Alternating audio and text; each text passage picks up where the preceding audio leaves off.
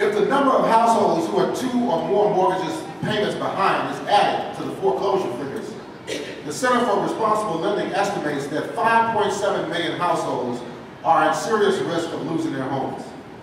Looking toward the future, the same report envisions anywhere between 10 million and 13 million households will be lost, even if the current crisis in capitalism subsides. So even if we have a recovery, and we don't really see a recovery coming in this economic downturn, still 10 to 13 million people are going to lose their homes over the next several years in the United States. And you just have to do the figures, do an estimate, that in each house there may be 5, 6, 7, 8, 10 people. So we're talking about tens of millions of people that are going to be thrown out of their homes in this country over the next several months and the next several years. So we can stop right there, and we can take up these issues more in the question and answer period. Chris. Thank you, Abiyumi. Next we'll hear around the side. Next we'll hear from Sandra Hines. Sandra's a leader in the Moratorium NOW coalition, and she's also a survivor of not 1 but 2 foreclosures. And she's a real fighter, and welcome, Sandra. Good morning, and thanks a lot. I just want to talk about the lack of dignity and respect that you experience when you undergo foreclosure and eviction. I lost my lifetime home. My mother and father paid for it. My sister was living in it with her children. She fell on hard times. They cut her check from GM and could no longer maintain the mortgage payment on the home. And the part that was so ironic about us losing our family home was my mother told us never to mortgage the home. She told a lot of our young friends who had bought homes, and they were saying, Miss Hines, should we mortgage our home? She told them, no, if you mortgage your home, you're going to lose it to what is happening right now, foreclosure and eviction.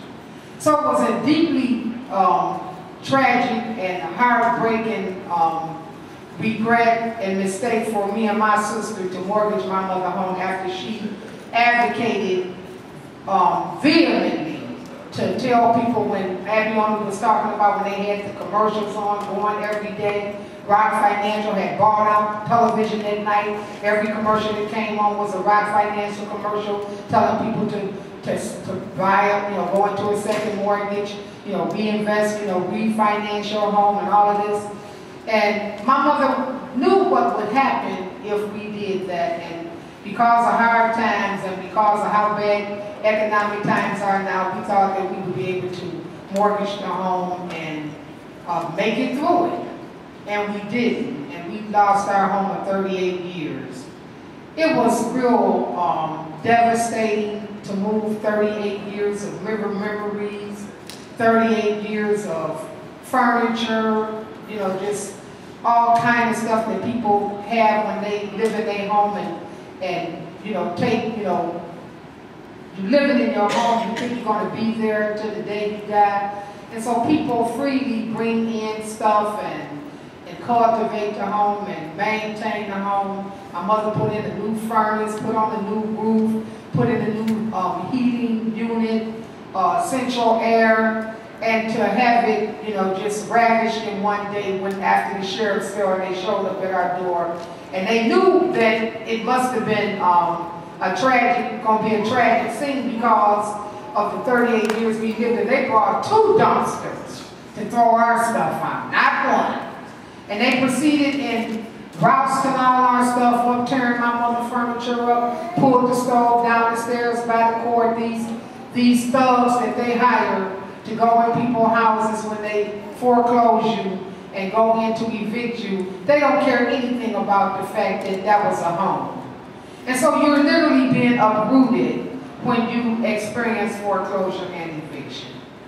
And I'll tell you, people who sit on the sidelines and say, well, those people shouldn't have took those loans out, they knew they couldn't pay them. Well, if you have a scheme going on and you have crooks that have worked this thing out to a science, you don't go in it thinking that you're not going to be able to pay your mortgage payment.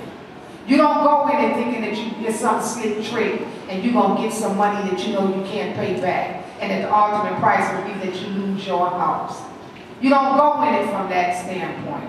Most people who go into it because, first of all, they need money. You got to understand that the roots of unemployment, how it is connected to foreclosure and eviction. That money is alluring when they tell you you can get $49,000 and you got this payback plan that you think you can handle, not knowing that the fine print is saying that in the next 2 or 3 months it's going to bloom to something else that you can't pay for. And so nobody goes in trying to trick anybody and trying to get quick money. You're going in to get the money because you need it at that time. And they know that. And that's why the scheme is so diabolical.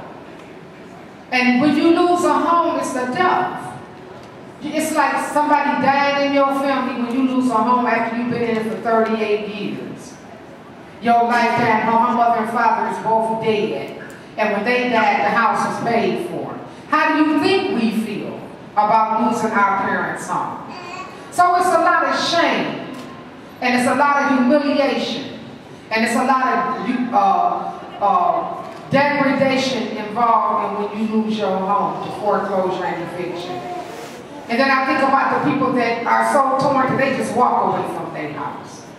You got a lot of cases like that. You also have cases where people who live in apartment buildings are experiencing eviction because crooked landlords and hedge fund companies go in and they don't pay, utility bills, and then you have these large power agencies like here in Detroit, DTE, that will come in and cut off power to a building that may have 65 families living in that building because the landlord didn't pay the lights and gas, and so these people are being evicted by utility companies.